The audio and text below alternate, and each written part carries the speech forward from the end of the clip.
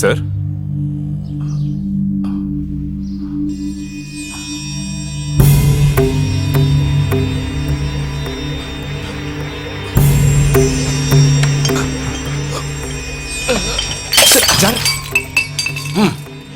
నాన్నా నాన్నా మీరు పడుకోండి నాన్నా. వాడు ఇక్కడ ఉండకూడదు, వెళ్ళమను. దివ్యాని ఎందుకు వచ్చానంటే వాడు ఇక్కడ ఉండకూడదని చెప్తున్నానా? వెళ్ళమను. నాన్న చెప్తున్నారు కదా, తర్వాత మాట్లాడచ్చు. మీరు వెళ్ళండి వాసు. మీరు పడుకోండి నాన్న ప్లీజ్.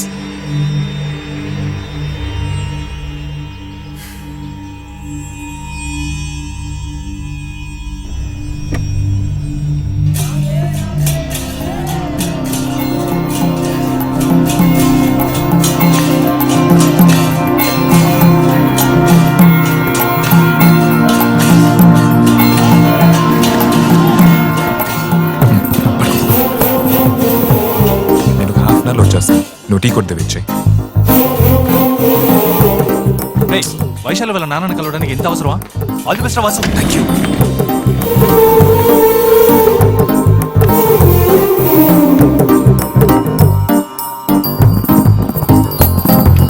నాన్నా ఏమిటమ్మా?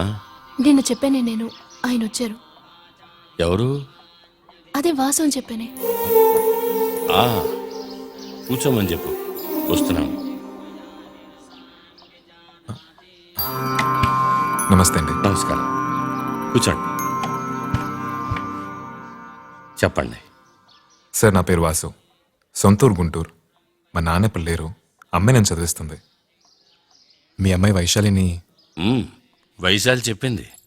మా అమ్మాయి మాట కాదని నేనేమీ చేయను. అలాగే నా ఇష్టానికి వ్యతిరేకంగా తను ఏమీ చేయదు. ఎందుకంటే నేను దాన్ని అలా పెంచాను. డిగ్రీ పూర్తి చేశారు. ఇక మీదట ఏం చేయాలని మీ ఉద్దేశం? సార్ మా ఫ్యామిలీలో మామయ్య ఎస్ఐ, పెద్దనాన్న ఇన్స్పెక్టర్. వాళ్ళే నా ఇన్స్పిరేషన్. పెరిగిందంతా పోలీస్ క్వార్టర్స్లో. చిన్నప్పుడు స్కూల్లో టీచర్స్ అడిగినా పోలీస్ అవుతా అని చెప్పేవాడిని సార్.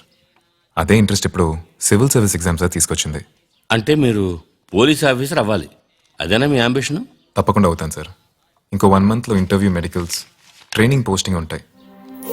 నెక్స్ట్ టైం మీరు నన్ను చూసేటప్పుడు ఒక పోలీస్ ఆఫీసర్గా చూస్తారు. మనసులో ఒకటి పెట్టుకుని బయటికి ఇంకొకటి మాట్లాడడం నాకు అలవాట్లేదు. నాకు సంబంధించినంత వరకు పోలీసులు, కోర్టులు, కేసులు ఇలాంటివంటే 10 అడుగులు దూరంగా ఉంటాను నేను. పాస్పోర్ట్ తీసుకోవాలన్నా పోలీస్ స్టేషన్ వరకు వెళ్ళాలా అని ఆలోచిస్తాను. అలాంటప్పుడు పిల్లని పోలీసు వాడి చేతిలో పెట్టాలంటే ఆలోచించాల్సి వస్తుంది. ఏం మాట్లాడుతున్నారు సార్? రేపు మీకు రావాల్సిన పిఎఫ్ రాలేదంటే కోర్టు కేసుని మీరు తిరగరా? తప్పుగా అనుకోకండి. ఒకవేళ మీ ఇంట్లో జరగకూడదనే జరిగితే కామ్గా కూర్చోంటారా? కంప్లైంట్ ఇస్తారు, కానీ మీ అమ్మాయిని ఎవరు? నేను చెప్పిన దాంట్లో తప్పేం లేదే.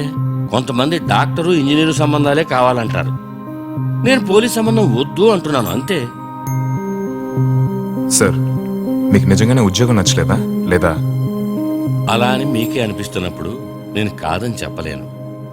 ఇలా చూడండి మిస్టర్ వాసుదేవ్. సార్ మీరు నన్ను వాసునే పిలవచ్చు. మీ పేరు వాసుదేవే కదా, దాన్ని మార్చలేం కదా. అదే విధంగా నన్ను నేను మార్చుకోలేను. అయితే ఇప్పుడు ఏమంటారు? మిమ్మల్ని వెళ్ళిరండి అని నేను చెప్పలేకపోతున్నాను.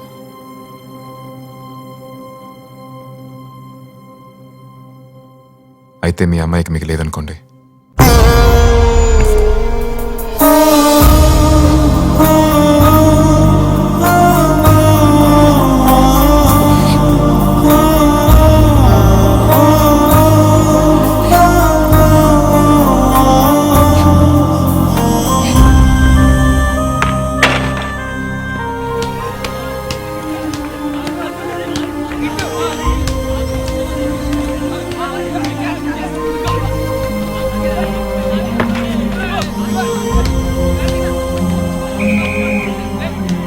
వసు, వైశాలి నీకోసం వెయిట్ చేస్తుందా? పోరా ఓ.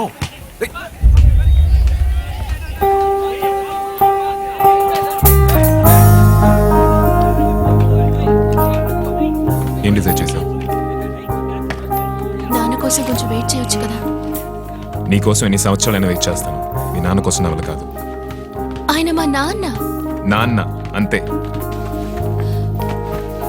నీకు నీకెలా చెప్తే అర్థమవుతుంది? నీలా అప్పటికప్పుడు ఆవేశంలో డెసిషన్ తీసుకోవటం నా వల్ల కాదు. సరే, మా నాన్న గురించి వదిలే. దివ్య గురించి కొంచెమైనా ఆలోచించావా? నువ్వు నా గురించి ఆలోచించావా?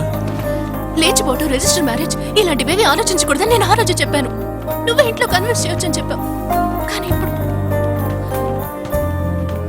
నాన్న నువ్వు నచ్చలేదని చెప్పలేదుగా వాసు. నేను నచ్చలేదన్నది అలా చెప్పారు. కాదు, అలా కాదు వాసు. పోలీస్ అవ్వాలన్నది నీ గోల్. అది నువ్వు వదులుకోలేవు. వదులుకోమని నేను చెప్పట్లేదు. అలాగే నేను వాళ్ళని వదులుకోలేను.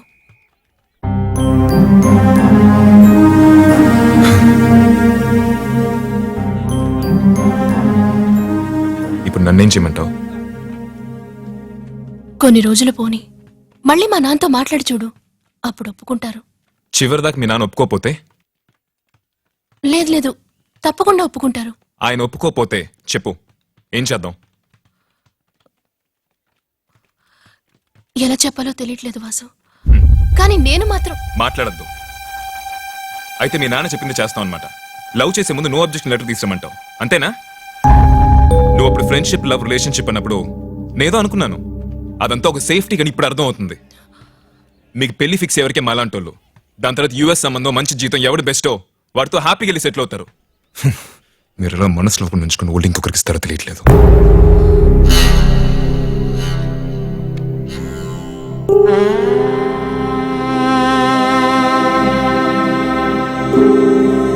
ఏమన్నా వాసు? ఇది మళ్ళీ చెప్పు.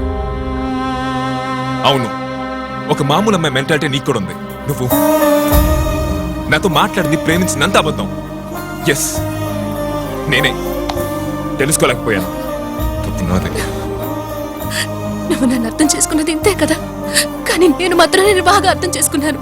నువ్వు చెప్పినట్టు నేను ఇంకెవరినైనా పెళ్లి చేసుకుంటానా లేదో, కానీ చెప్తున్నా, నువ్వు మాత్రం నా మనసులో ఉండవు. నువ్వే చెప్పావుగా, నా మాటలు, నా ప్రేమ అంతా అబద్ధమని. ఇంకెందుకు నేను వదిలే. వైషు, వదిలే వాసు.